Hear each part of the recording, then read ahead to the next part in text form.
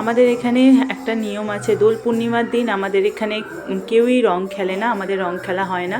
আমাদের হয় পঞ্চম দোল, আমাদের দোল পূর্ণিমার 5 দিন পর আমাদের রং খেলা হয় পঞ্চম দোলের দিন। আর আমাদের এখানে যে জমিদার বাড়ি আছে, জমিদার বাড়িতে মদন মোহন তলায় গিয়ে আগে ঠাকুরের পায়ে রং দিয়ে আবির দিয়ে তারপরে আমাদের শুরু হয় রং খেলা।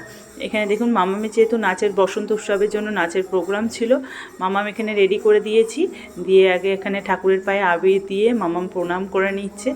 আমাদের এখানে প্রত্যেকটা বাড়িতেই এই নিয়ম আছে, সবাই এই নিয়ম পালন করে। তারপরে আমিও আবির দিয়ে দিলাম, তারপরে এখান থেকে এবার নেমে যাচ্ছি। এখানে আমাদের একটা ছোট করে মানে দেখুন মৎস্যতলায় মানে তুলসী তলায় এখানে সুন্দর করে সাজানো হয়েছে, আর এখানে চারিদিকটা প্যান্ডেল করে দিয়ে ঘিরে দেওয়া হয়েছে জমিদার বাড়িতে। আর এখানে কতগুলো বয়স্ক মানুষ তারা হরিনাম করছে, আর এখানে তুলসী তলায় দেখুন চারিদিকটায় আবির দিয়ে দেওয়া হচ্ছে।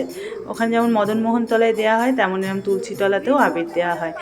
আর এটা আমরা প্রত্যেকেই বলতে গেলে এই নিয়মটা পালন করি।